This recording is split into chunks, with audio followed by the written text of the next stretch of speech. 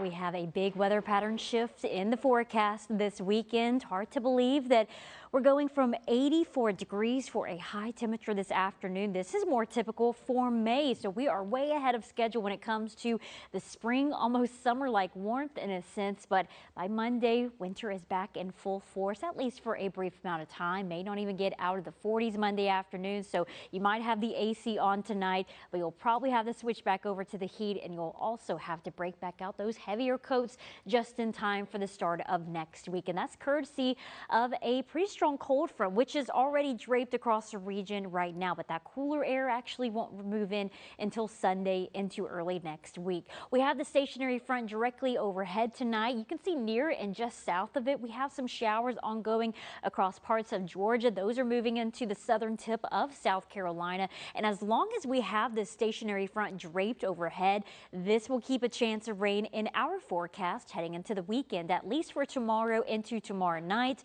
It's not going to be an all-day type of thing, but at times we will be tracking off and on scattered showers tomorrow morning, early in the afternoon. There may be a brief break between the rain tomorrow evening before additional batches arrive into the overnight hours. So your best bet, just have that rain gear close by. And we will also start to see temperatures come down from 84 degrees this afternoon to maybe only seeing the 60s when it comes to your Saturday. Here's a look at future radar. Some showers will start to develop as early as late tonight, closer to daybreak tomorrow morning. Nothing that's widespread, but some of us may start to see some light rain or even some sprinkles close to the early morning hours. However, I think that we'll all have a better chance of seeing rain that may be a little bit heavy at times later on in the morning, closer to lunchtime, especially in some of our far most southern counties. An isolated gusty storm not completely off the table with this activity early on in the afternoon. Here's that brief break I just talked about. We have a lull on the radar early on in the evening, probably by this time tomorrow,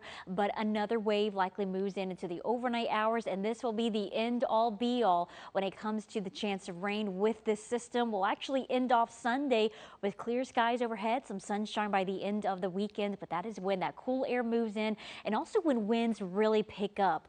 Notice wind gusts Sunday afternoon could be near and over 30 miles per hour. So outdoor decorations around your house, make sure that they are secured tonight, even tomorrow, before the winds really start to pick up by the end of the weekend. And by the end of the weekend, that is when temperatures really drop. Next big change, in addition to the rain, will be the cold weather that moves in. Sub-freezing morning temperatures are on tap next week, especially Monday. Tuesday mornings will likely wake up in the 20s. So again, you'll need those heavier coats here sooner rather than later. Looking at your breakfast forecast, does feature a chance of some scattered showers, but temperatures tomorrow morning not looking half bad. We'll be in the 60s tomorrow for most of the day, 50s by Sunday, and 40s for highs by Monday of next week.